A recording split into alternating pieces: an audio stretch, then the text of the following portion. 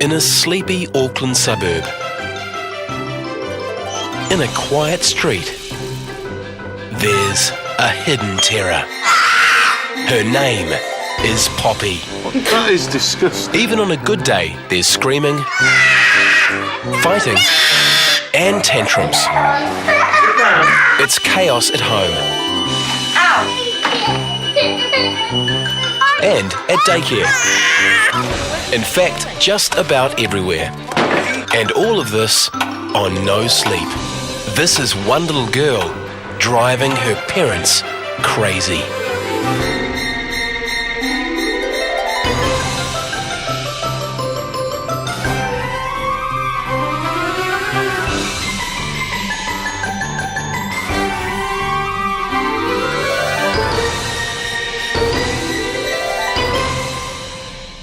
Meet the Claytons.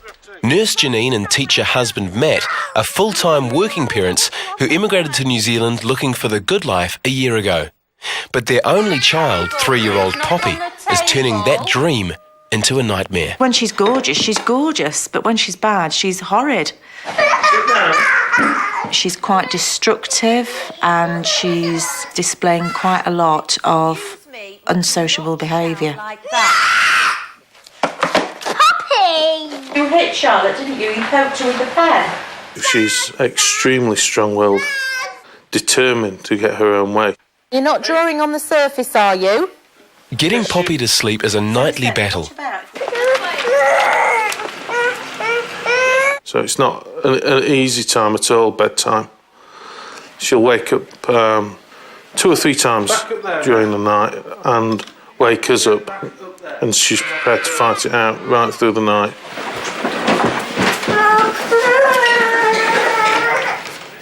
Though where Poppy really excels is out in public.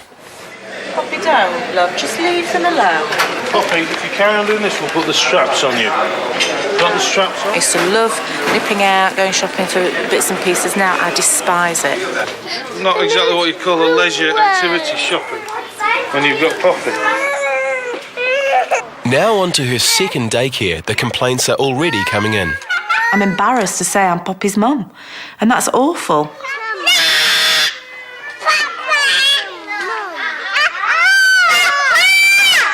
The stress of parenting Poppy is pushing the Claytons apart. Poppy's behaviour completely dominates my life and Janine's life. She constantly makes us miserable, and so we really don't get any time to be on our own and talk and do what normal couples do. So it's not good. It's not good at the moment. We just think we've tried everything, really, and we just don't know where to go from here because we just think that we've come to the end of the line with her. Their one remaining hope is New Zealand's top family therapist, Diane Levy. With 20 years' experience turning demons into darlings, she's the ideal choice to save the day. So you must be the famous Poppy. Hi, Janine. Hi, Matt. We've got a challenge for you. I love a challenge. Hey, come on in.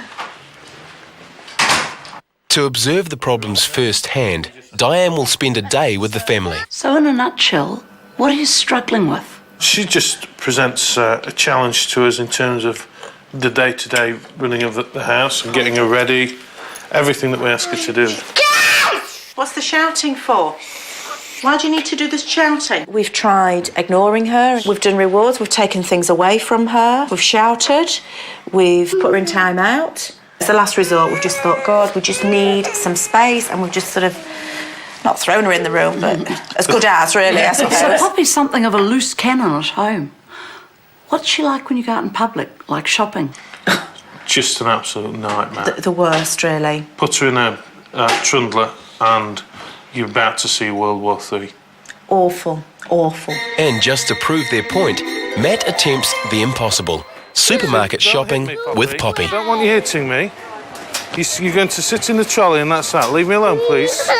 So this is exactly why we don't take her shopping, because there's no trolley that's technical enough to hold her in. And one of us always ends up going back to the car with her. Oh, you can't eat it now because we've got to pay for it. Okay. Typically, Matt tries to reason with Poppy, which just seems to add fuel to the fire. Don't hit me. Poppy, stop it. Let go. It's not long before Poppy's behaviour sabotages yet another shopping trip. That is disgusting. And once back home, her mood doesn't get any better. This should be one of the nicest parts of the day. We're going to give her a tea, give her a bath, story, put her to bed. But that's where our issues really start. OK, Dan, so this is the beginning of our nighttime routine. Right. Poppy, I want you to get in the bed, please. Love you. As usual, Poppy's out of bed, looking for action. Poppy, it is time for bed. No, Daddy's downstairs and busy. Now settle down, please. I want you to go to sleep. Though as Janine heads downstairs, already Poppy's planning her next move. Don't kick me. I want you to get in your bed, please. And that's what it's like every night. It's out of control, isn't it? Absolutely. 3 hours later, Poppy is finally asleep, giving Diane a chance to share her thoughts with the weary couple. Poppy is just amazingly strong-willed. So what's happening is the strategies you're using just aren't powerful enough. You wind up explaining and then explaining it a different way so she might get it that way, and then trying to cajole her into doing stuff, and then you crank it up to threatening and then cranking up sometimes to punishing her. And what you're finding is you keep going around and around and around in the same cycle. Well, I don't think we can carry on here the way we're going. Yeah. It's like she has two personalities. There is this little angel side of her which seems to switch on and off at the drop of a hat. What we want to do is get less of the horrific one and just more of the gorgeous Poppy. So tomorrow I come back with the battle plan. Well, we need something. After the break, Diane returns with Poppy's battle plan. Poppy, I want you to put your shoes and socks on now. But there are teething problems ahead. I am actually doing it right, Mark. After observing Matt, Janine and Poppy driving each other crazy, family therapist Diane Levy has returned with a battle plan. 1, Poppy needs stronger boundaries. 2, you need to explain less and act sooner. And 3, it's not good for Poppy to rule the roost. That's your job. Because almost every Poppy? request turns into a showdown, Poppy, listen to Mummy, please. Diane's first strategy aims to put Matt and Janine firmly back in charge. Now, I know you're more concerned about Poppy's behaviour out in public, particularly at daycare, but taking control needs to start right here. What's the first fuss of the day? Oh, it could be something like getting her to put her shoes and socks on in the morning. Right, so it might start with, Poppy, hold still while I put your shoes and socks on. Poppy, hold still while I put your shoes and socks on. Yeah. Poppy, I'm getting really cross. We need to get to daycare. Now hold still while I put your shoes and socks on. Yeah, exactly that. We've got to change that. It needs to be a case of ask, tell, act. Let me show you. Matt, take a seat. For this exercise, you're now Poppy. First step is ask. Poppy, I'd like you to hold still while I put your shoes and socks on. Nothing happens. Next step is tell. Poppy, I want you to put your shoes and socks on now. What would she do? Well, she'd probably throw something at hers, or she might just say, go away. So now she's taken that no way position. What you need to do is scoop her up, pop her in a room, and say, Poppy, I'll be back when you're ready to have your shoes and socks put on. How does that feel? Yeah. Makes sense, doesn't it? Yeah, good for that. You can do that? Absolutely, yeah. Great. Although Matt and Janine have used timeout, it's often after hours of arguing and yelling. So Diane wants to streamline the process. It's important that the room is safe and the Poppy can't just stroll out. So how long should I leave her in for? It's simple. Poppy comes out when she's ready to do as she's asked. Poppy, are you ready to hold still while I put your shoes and socks on? No, go away, I hate you. You're not ready. I'll pop back.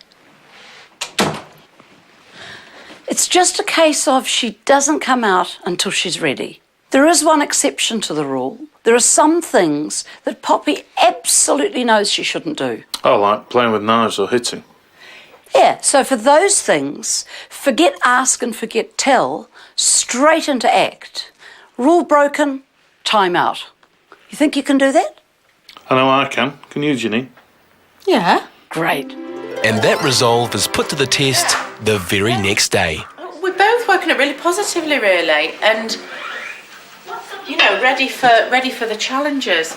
And I've noticed a huge difference in Matt because he's much more laid back. It's like, no, I'm in control now. You're going to do as I say.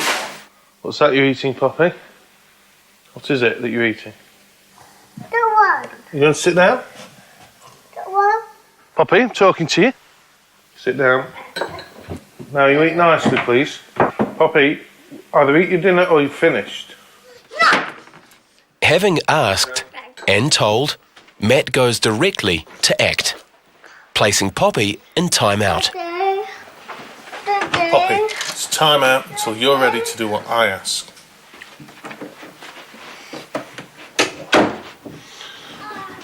I think the idea, what Diane was trying to say, was just that every incident, however small, they're the ones that count. Are you ready to come out? Yeah. Yes. Are you going to sit down at the table and eat nicely? Right, off you go.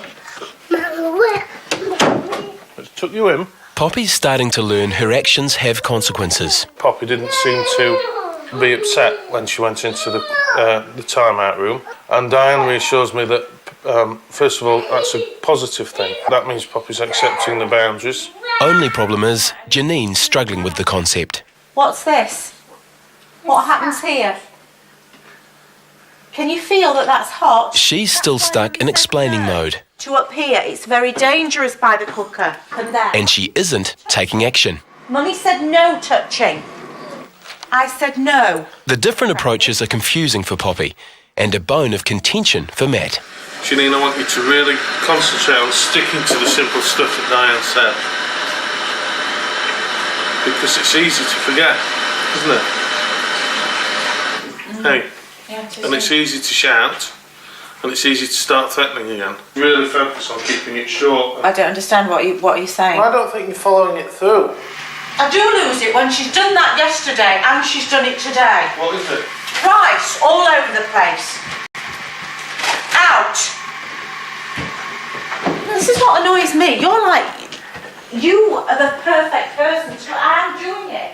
And I'm actually doing it right, Matt. I know, but it's just I heard you say sit down. Yes, I know, but you're sitting there with your eyes glued to the computer, so I don't think you can judge me. Are you ready to come out? Yeah. And if you don't do as you're told again, you'll go straight back in. To help iron out the teething problems, Diane returns. Ask, tell, act is about keeping it simple every time. All the talking and explaining just fans the fire. Poppy has to know you mean business. The moment she senses you're a bit wobbly, Yeah, I actually find that quite difficult because I suppose this is totally alien to me because I've always used different strategies. And I like yours better, I must say. But it's just sort of putting them into place. I find that I lose it quite quickly with it and end up shouting or then reasoning. It's sort of like one or the other rather than being more down the middle like you're suggesting. The habit's still there to try and explain Yeah. it, isn't it? I'd suggest a poster, big and bold. Write up the strategy, ask, tell, act, and put it somewhere where you'll see it and it will help you. Yeah. That's a really good idea, actually. Yeah, you would do I that. could work with that, definitely. Following Diane's advice, Janine writes up the strategy to keep herself focused. Ask, tell, act. And sure enough, Poppy soon presents her with an opportunity to use Can you it. put the bottle down, please, love?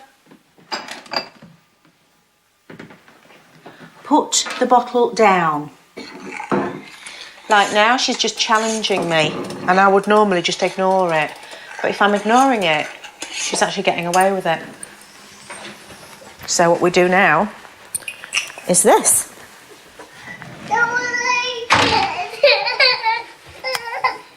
It's quite good really, because I feel totally in control now, whereas before I didn't. And it's like, now you do what I say, matey, not the other way around. After the break, Matt and Janine have the home front under control. But what will happen when they go out in public? Now in their second week of Ask, Tell and Act, Janine and Matt have regained control of the house, but only until 7 p.m. Poppy, it is time for bed. And so Diane has returned, with a strategy guaranteed to stop Poppy's bedtime antics once and for all. Oh, and every night without fail, she's in and out of this bedroom like a yo-yo. So what we need is my pop-in method. You pop in to reassure Poppy that you're there, and then she doesn't have to come out to find you. So how does that actually keep her in bed? Simple. You tuck her in, kiss her goodnight, and say, darling, I'll be back to see how good you're being. Then come out for about 10 seconds, a minute, 2 minutes, 3 minutes. Just keep increasing the intervals. Well, won't that mean us popping in all night? It seems a bit tedious at first, but she should be asleep in about half an hour. Don't, she is not going to stay in that bed. Then you're going to have to close the door for about 5 minutes.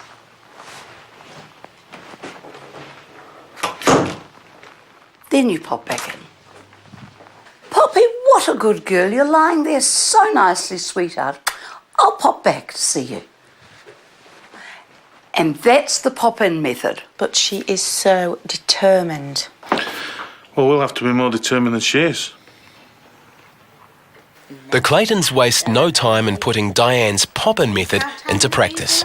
It's milk, story, then off to bed for Poppy. I love you. Janine's not convinced the strategy will work, and sure enough, Poppy's out of bed just 10 seconds later. Oh dear. You got out of bed, so Mummy has to shut the door. Meanwhile, Matt's quietly optimistic. If this works, if it changes Poppy and changes us, it makes the whole deal of coming here to New Zealand worthwhile. But Poppy's not giving up without a fight. Then again, neither is Janine. Poppy, Mummy's got to shut the door now. You got out of bed, so Mummy will shut the door for 5 minutes and then I'll come back. 5 minutes, please, Matt. Previous nights, I felt really gutted by this stage, tired and frustrated and all the other things, whereas this time I feel totally calm. I don't know particularly why. I suppose it's because I can hear Diane saying, no, 5 minutes and do it again and do it again and it will work. And she's so positive about it that I think, okay, I'll do it. It's going to work, I'll do it. Poppy's discovering her amateur dramatics no longer work. Good girl for staying in your bed. That's a very good girl. I'll pop back again in a minute. Night, night. I love you. Oh. I love you, darling.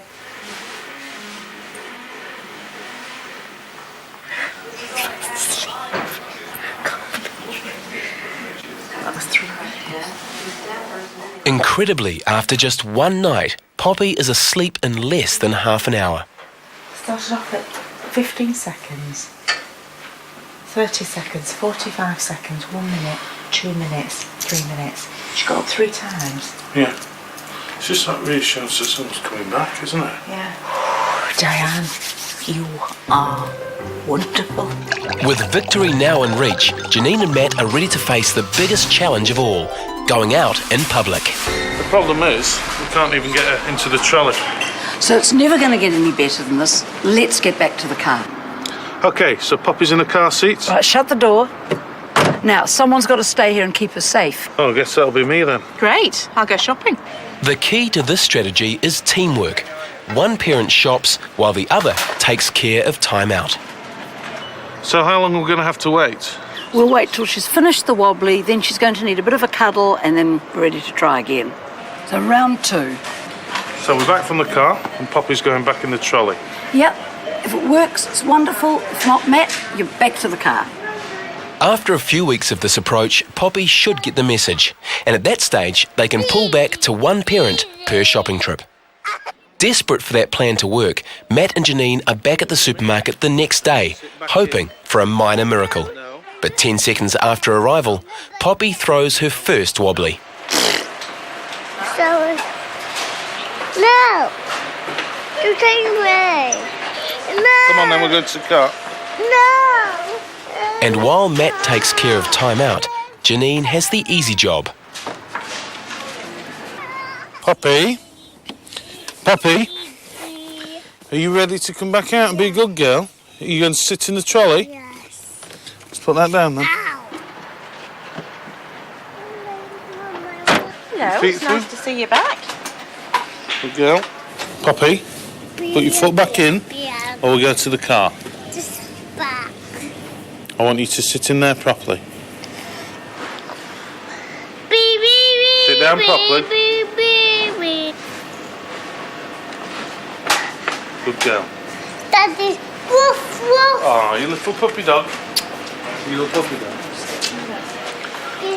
Just feel very relaxed, very chilled out, very in control. Yes. If she does it again, she goes again. Poppy, Can put your foot back through, please. no. Okay, you have to go to the car. No. Finally, Poppy has realised her parents mean business. Though the positive changes don't end here. She's also towing the line at daycare, just as Diane promised. I think she's doing much better than she was doing. She's much more friendlier. She gets along with more children and she's much easier to deal with. It's been a month since the Claytons first met Diane, and it's fair to say she's changed their lives. To see the change, it's just remarkable. Yeah, the thing is, I just feel a lot happier. And so she's happier. And that makes all the difference because when she is gorgeous, she is the most beautiful thing on the earth. What about the two of you together? We're just so much happier. And we've got our relationship back, which is great. And we've remembered why we love each other. I just feel that we're in control now. We know what we're on with. And we're just going to get it sorted out. Diane, you are just our saviour. Thank you so much.